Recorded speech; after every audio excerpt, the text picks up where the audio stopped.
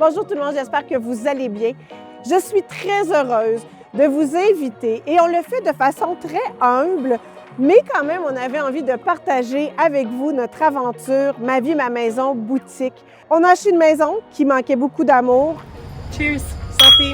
À l'amitié! Oui! Au nouveau projet! On a fait énormément de travaux pour la rendre comme elle est maintenant. On se fait poser plein de questions, puis nous, on avait documenté toutes les étapes de notre boutique et on les partage maintenant avec vous.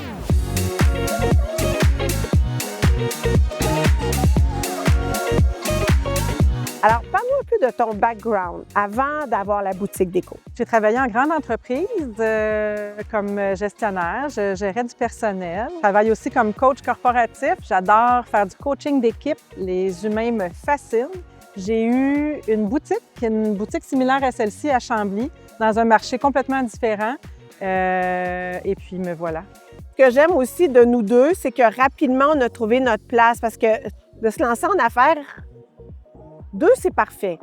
Stéphanie avait l'expérience déjà de la boutique, donc aller vers les distributeurs, commander les produits, tout ça. Puis moi, j'ai d'autres choses. J'avais toute l'expérience, communication, réseaux sociaux, Oui. qui me fait un grand plaisir de te laisser Dans ma cour! organiser, planifier. Bien, parce que je suis très fière de ce qu'on a réussi à faire aussi. L'exercice qu'on va faire avec vous en temps réel, c'est d'écouter ce qu'on a enregistré jusqu'à maintenant, puis voir. Et rire. Et rire. OK, allons-y. Prends que nos portes, ça n'a pas de bon sens. C'est lettre en tabarouette. Il faut vraiment qu'on fasse quelque chose avec ça. Fait qu'à vérifier. Mais ça, c'est que ça éclaire.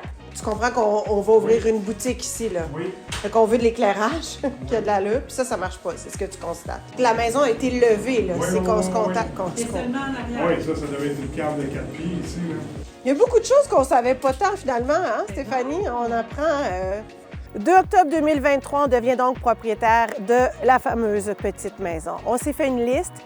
Cette maison va devenir un commerce, une boutique. Donc, on sait qu'il y aura des changements à faire, on en est absolument consciente, mais on sait aussi, par expérience, que ça ne va pas nécessairement se passer comme on le souhaite. On a réalisé qu'il va faire chaud et on a fait appel à Jonathan. Alors, Jonathan, on a un défi parce que les plafonds sont très bas ici, en mansarde, à l'étage. Bien, on va prioriser le mur en haut du palier des escaliers. Oui. Donc, on va vraiment se servir du mur extérieur. On va descendre la tuyauterie à l'extérieur. La machine va souffler par Dans en les bas. marches, 80 va aller en bas, donc il va faire frais. On va faire frais et la machine ne sera pas dans le champ de vision des clients quand ils vont rentrer en boutique. On veut changer la maison, la repeindre, la rénover, l'améliorer. Bref, il y a une panoplie de choses qui se passent.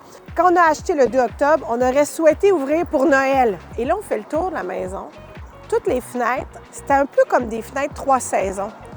Alors, on n'a pas eu le choix de changer toutes les fenêtres de la maison. Et ça, ce n'est que le début de l'aventure.